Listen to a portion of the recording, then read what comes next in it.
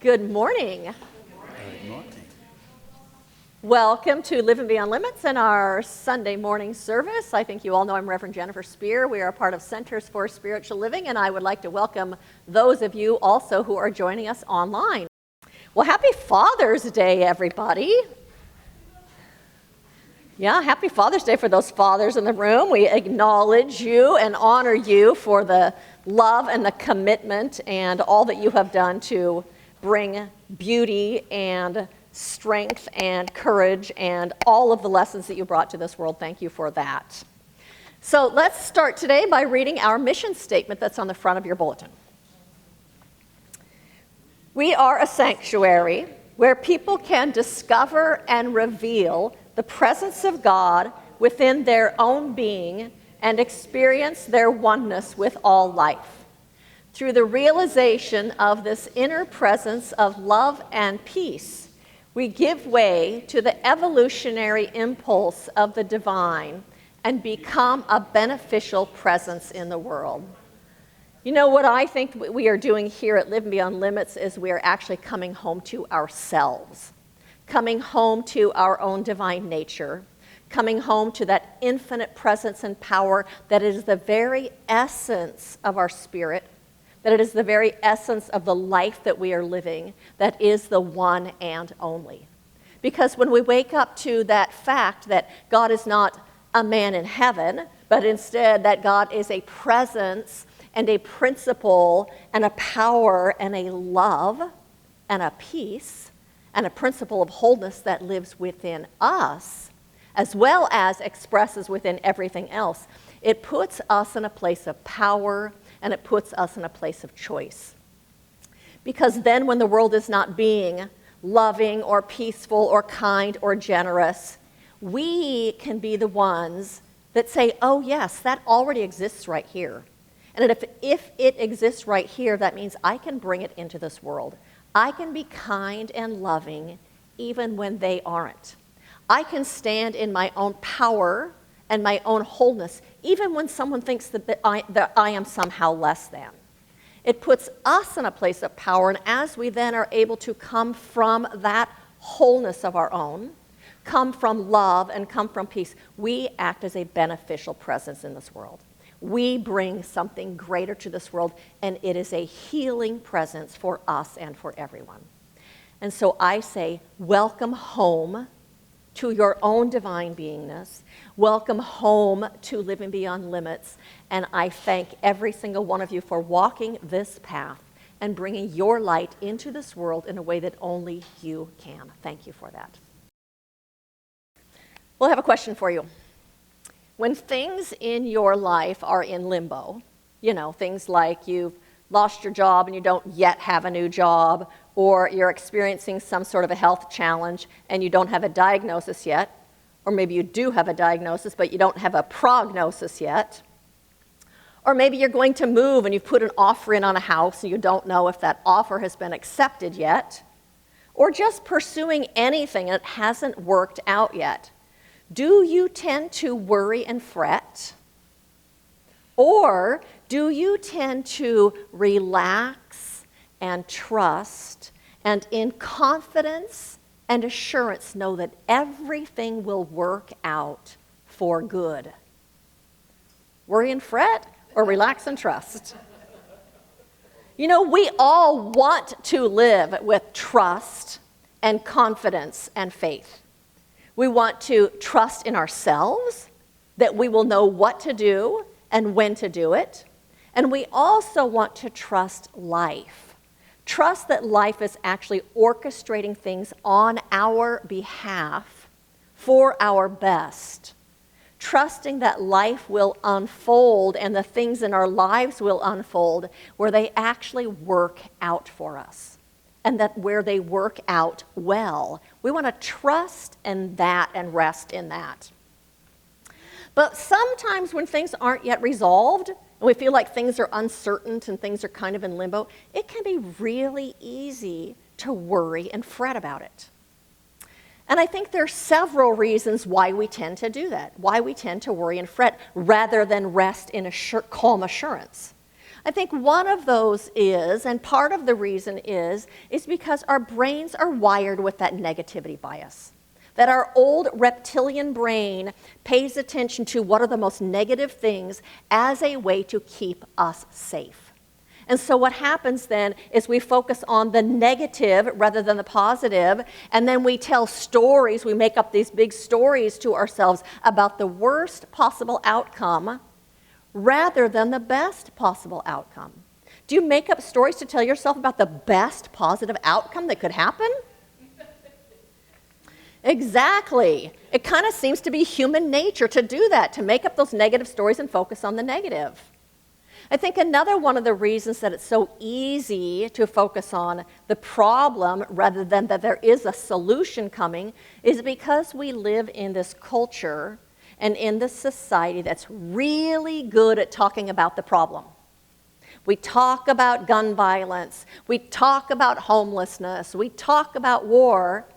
We're not so good at actually creating solutions, finding creative resolutions to those things, not good at discovering them, or really even talking about the options very much. We'd rather just, or I don't even know if we'd rather, but we tend to just focus on the problem and talk about it ad nauseum. I think another reason that we get stuck in that fear and in that worry and that concern is because as human beings, we tend to rely on our 5 senses to explain reality to us. What we can see and feel and taste and touch, right? Well, what we are seeing in that particular moment is only the lack of a solution. What we're seeing with our 5 senses in those moments is only the problem. We're not seeing from that invisible realm that requires something different than our 5 senses to tell us that. Instead, we focus on the material world because that's what our senses do every single day of our lives. That's how we live our lives. So we focus on the material world and the problem and the lack of a solution. And then what happens is because we rely so much on our 5 senses is we think that is ultimate reality. We think that's the way things are. There is no answer yet. Rather than knowing inside of ourselves that there is something greater that is seeking to unfold.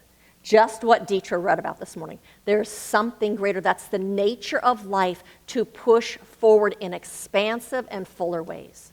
But we forget to put our attention on that. The greater something that is present yet invisible. You can't taste it, you can't touch it, you can't hear it, you can't see it.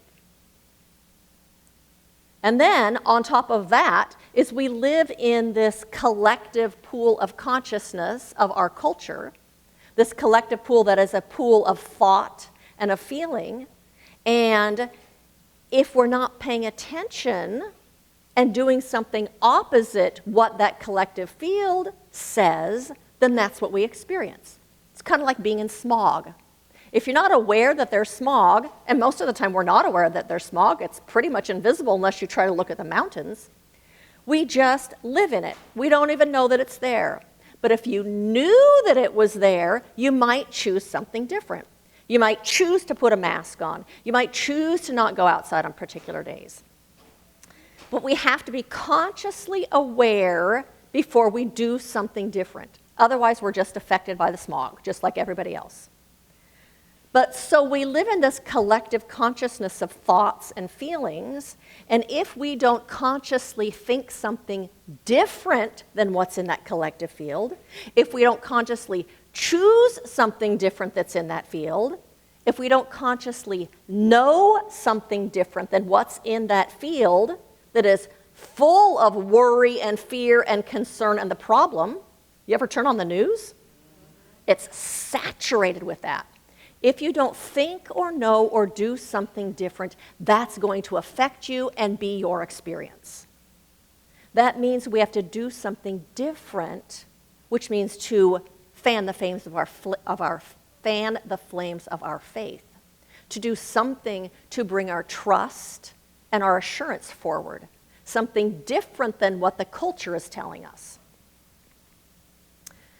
Because what happens when we worry and when we fret, and when we are filled with fearful thoughts, we block the flow of good that is seeking to come to us.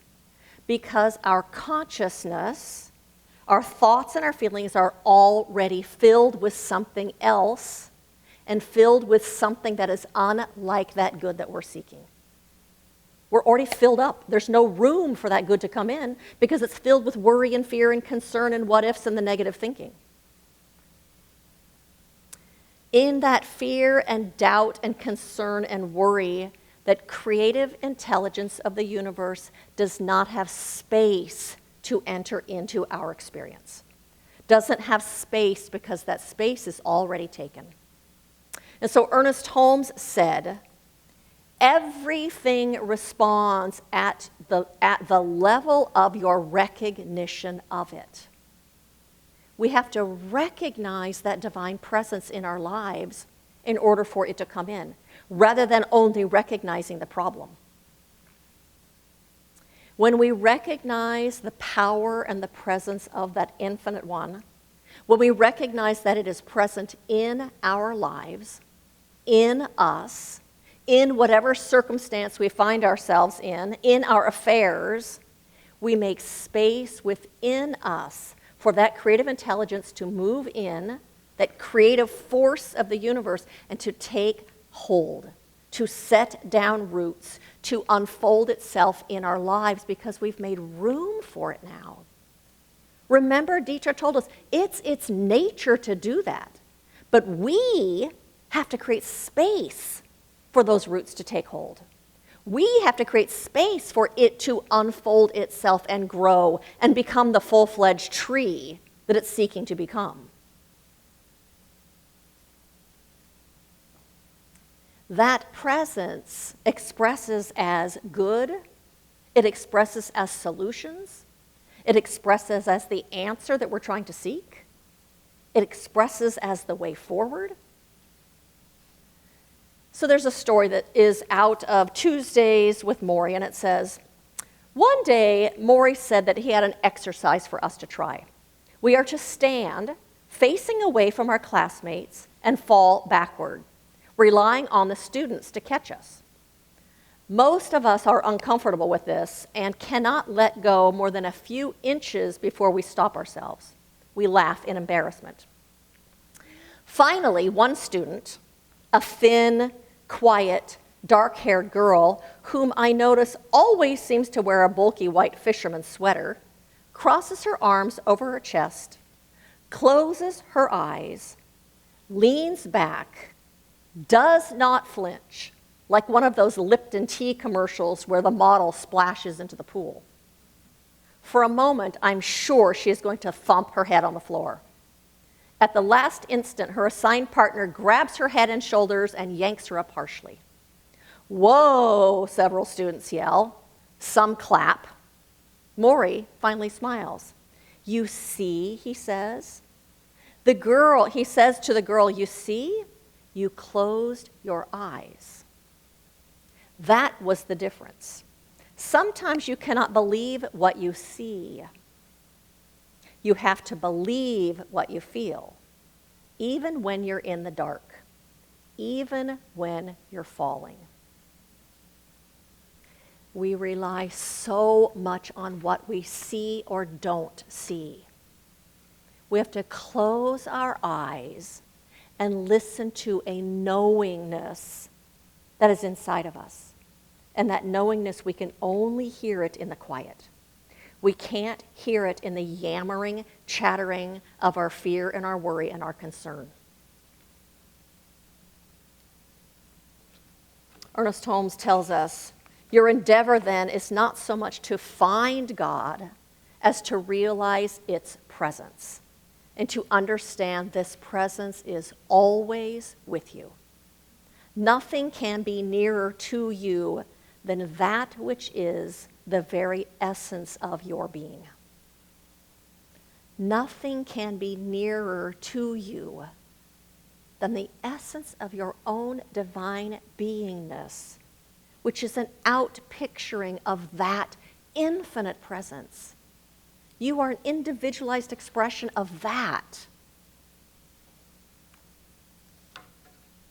And not only is your own essence that divine beingness, but everything is that. Not only is that you, but everything in expression is the expression of that one. Beingness itself. It is everywhere present. And so the title of my talk today is About Face. And I'm talking about turning away from the issue when we're stuck in an issue, and instead knowing that eternal thing itself is right where we are. That eternal thing itself is permeating this situation, is leading us and guiding us and orchestrating our lives on our behalf. To know that presence is always with us. I'm talking about having faith and trust and confidence in the good, and how when we have faith and trust and confidence in the good, it opens us to that very good that we are seeking. Does that make sense to you? That opens us up. Trust creates a space within us for our good to take root, for our good to unfold in our lives. It's a law of correspondence. The outside corresponds to our consciousness, to what we believe and what we think and what we feel. It's a law of mental equivalence. We create on the inside first what it is that we want to create on the outside, so that it can manifest in our lives. So how do you build trust and faith? How do you come to have assurance in life? How do you live in a certainty that your good is assured? How do you maintain poise in the midst of limbo, in the midst of uncertainty, in the midst of things not quite being resolved yet? I'm going to talk about some of those things. I think that one of those things that can help us build our faith and trust in life is to look back at your life and to see really how every single thing that has ever happened in your life has worked out. Has it not? Every single thing, even when we couldn't see it, even when we didn't know it, everything has always worked out. I think that's one of the things we look back at our past and go, look at that. Everything didn't just work out, it actually worked out for good. My life is better now than it was, and I certainly couldn't have seen that back then. All of the challenges of our life, see how they've turned out for good. And I think the second thing that we can do is to remember that divine presence, that living spirit is in your life, and it is in you. You can never be separate from it. Your life can never be separate from the life of God, for it's the same thing. It's reminding yourself of that. It's remembering that. Remembering that life is for you, because life is for its own unfolding. Life is for itself and its expansion and ever becoming more. That means that it's for you, and if God is for you, if life is for you, then there can be nothing against you. And so another story from Tuesdays with Maury. He says, we wandered into the corner of the Central Park Zoo, and there, despite the dozens of tourists pointing and tapping on the glass, 2 monkeys were squatting on a perch of stone. To our surprise, they were both deeply asleep. Their dark heads bowed to each other, their small frames limp. What was amazing was that their small, delicate hands were touching, their monkey fingers leaning into each other. It was clear that this small, sustained touch that allowed them to sleep, it was this small, sustained touch that allowed them to sleep. As long as they were touching, they could let go. When we know that we are connected to that divine presence, when we know that that divine presence is always right where we are, within us and around us, we can let go. I love that visual of those fingers touching. I can do that. I'm touching God. It's right here. The fullness of that presence is right here. Then we can let go, and we can rest, and we can wait for things to unfold in confidence and in faith. Life desires for you to live your fullest life. Life desires for you to thrive. Life desires for you to thrive in joy and in happiness, feeling fulfilled and feeling satisfied. With joy and with satisfaction and thriving. Remembering that allows us to rest, allows us to let go, allows us to trust. Ernest Holmes said, "We do not will this presence into existence, nor do we by declaration, affirmation, or demand command it. The presence, the power is already there. It is willingness, acceptance, and recognition which give entrance to this divine presence. It is faith and acknowledgement which permit its creative power to flow. It is recognition and acceptance and faith that allow it to unfold as the good that we desire in our lives." It takes mindfulness. It takes paying attention to what we're thinking. It takes paying attention to the stories that we're telling ourselves. And it takes part of that mindfulness can also be asking ourselves, is what I am thinking or believing in this moment actually taking me to where I want to go? Are my thoughts and my beliefs in this moment taking me where I want to end up? Are they serving me? Or are these thoughts and feelings not serving me in where I want to end up?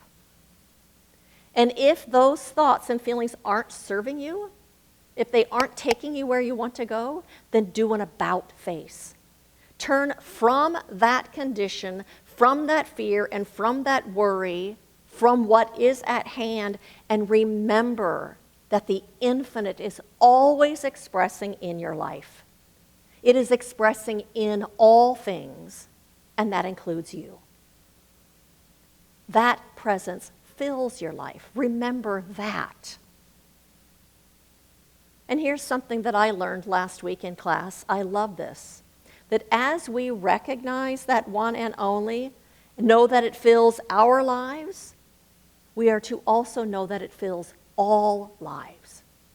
Not just our life, but to know that it fills all lives. And when we do that, then what we desire for ourselves, when we desire the best for ourselves, we desire that same good for other people. Ernest Holmes said, "I cannot desire a good for myself other than the good I desire for everyone else." If we aren't desiring that same good for everyone else, we are blocking that flow. There's only one consciousness. If we are blocking that anywhere, we're blocking it everywhere. So that means then, whatever good you are desiring for yourself, you must wish that same good for everyone else on this entire planet. That's how we unclog the flow. That's how we open ourselves up to that flow.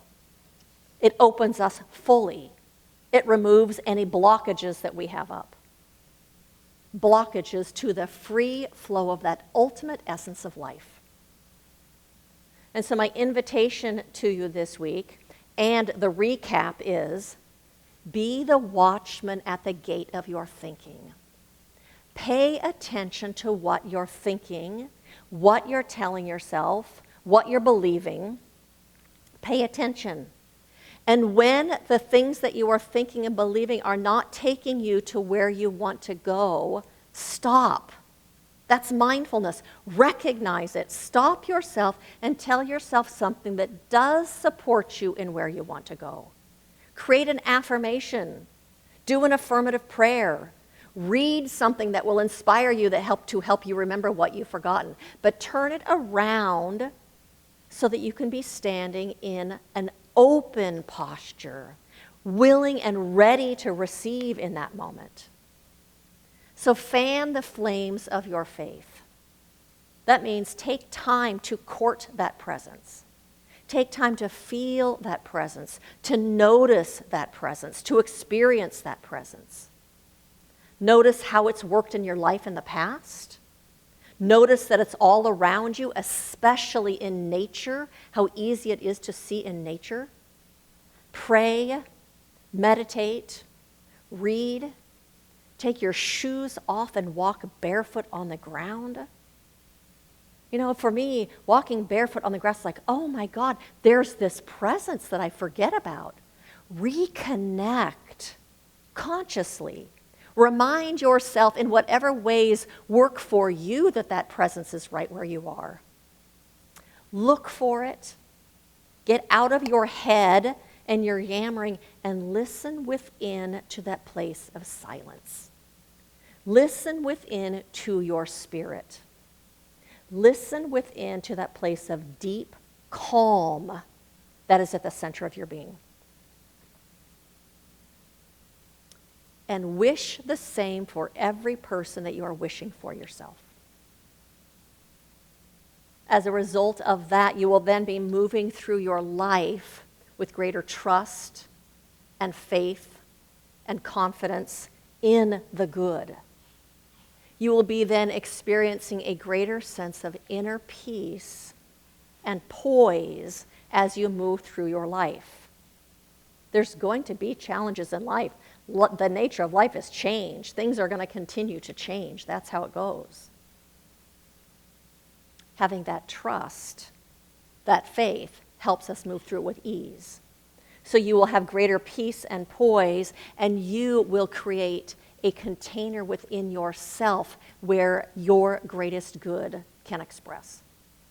And so blessings to every single one of you on this path of remembering, this path of opening to that infinite presence and living your life from that place, so that in that you may also be a beneficial presence.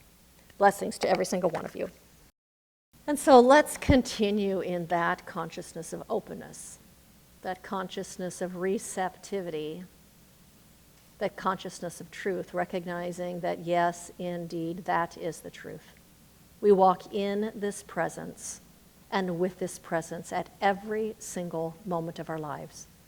And that presence is a presence of absolute and infinite creativity.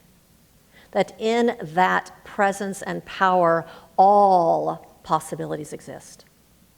For it is creativity itself, and it is good itself.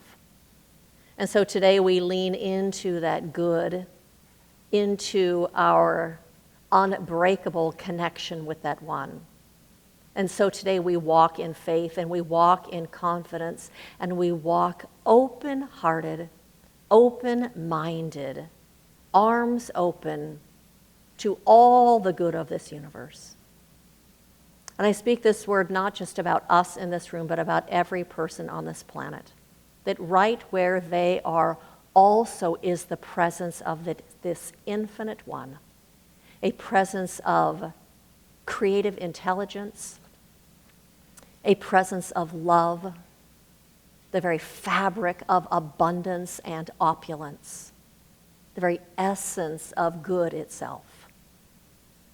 Intelligence and love and peace.